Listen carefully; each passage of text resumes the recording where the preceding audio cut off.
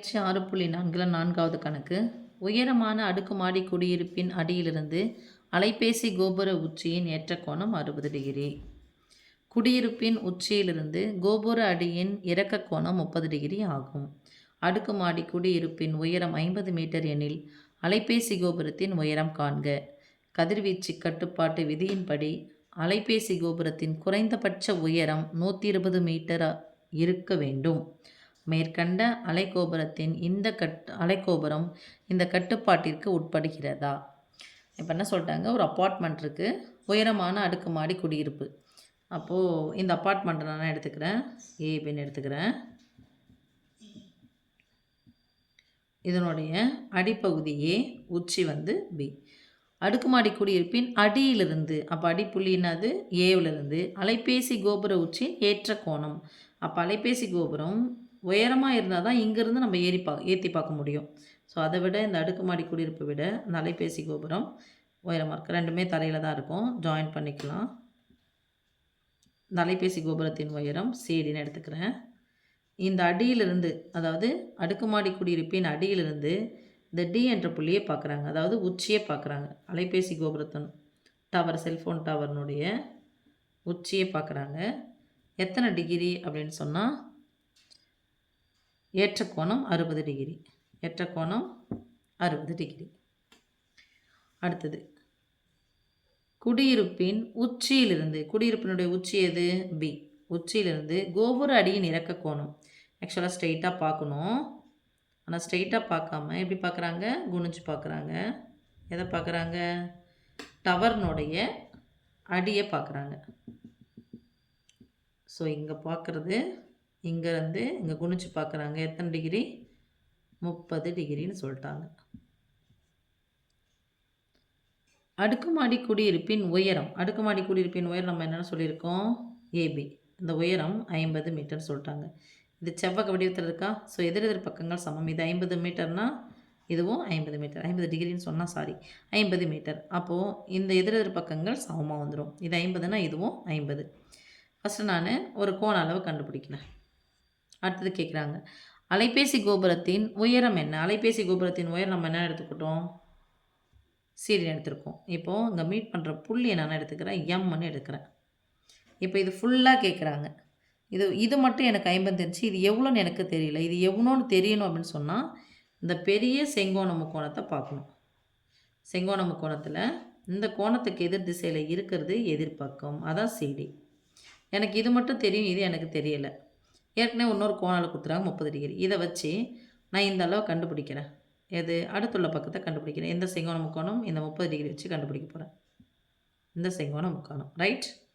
அப்போது எதிர்பக்கம் அடுத்துள்ள பக்கத்தை வரக்கூடிய theta, tan theta equal to எதிர்பக்கம் பை அடுத்துள்ள பக்கம். tan தீட்டாவின் மதிப்பு ஃபஸ்ட்டு 30 டிகிரி போட்டுக்கிறேன். அப்போது இந்த கோணத்துக்கு இங்கே பாருங்கள், எங்கே ரெண்டு இது பாருங்க, இந்த 2 புள்ளியும் தான், இதுவும் இந்த பக்கத்தையும். அப்போ எங்கே ஜாயின் ஆகுது, இதான் செங்கோண முக்கோணம். இதுக்கு எதிரில் இருக்கிறது எதிர்பக்கம். எதிர்பக்கத்தில் எவ்வளோ இருக்குது, 50 பை இதான் அடுத்துள்ள பக்கம். இது அடுத்துள்ள பக்கம் சொல்லக்கூடாது, ஏன்னா செங்கோணத்துக்கு ஆப்போசிட்டில் இருக்க இது கர்ணம். ஸோ எதிர்பக்கம் இதுதான் அடுத்துள்ள பக்கம். அடுத்துள்ள பக்கம் பேர் பிஎம். எனக்கு பிஎம் தானே பக்கம் எடுத்துகிட்டு வந்தாலும் அதுக்கு முன்னாடி tan 30 டிகிரியோட மதிப்பு போடணும். tan 30 டிகிரி மதிப்பு 1/√3 ஈக்குவல் டு 50 பை பிஎம். எனக்கு பிஎம் வகுத்தலில் இருக்குது, பெருக்கல்ல வேணும். ஸோ வகுத்தலில் இருக்கிற பிஎம் தானே பக்கம் வந்தால் பெருக்கலாக மாறிடும். வகுத்தா இருக்கிற √3 தானே பக்கம் போனால் பெருக்கலாக மாறும்.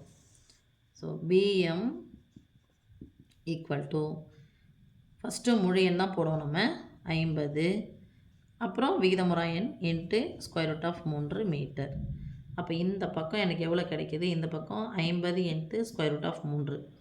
இந்த பக்கமும் இந்த பக்கம் சமம். ஏன் சமம், இது செவ்வகம். செவ்வகத்தில் எதிர் பக்கங்கள் எப்படி இருக்கும், சமமாக இருக்கும். So 50 into √3. இந்த பெரிய செங்கோண முக்கோணத்திற்கு அடுத்துள்ள பக்கம் கிடச்சிச்சு, இதுதான் எதிர்பக்கம். எதிர்பக்கம் தான் சிடி.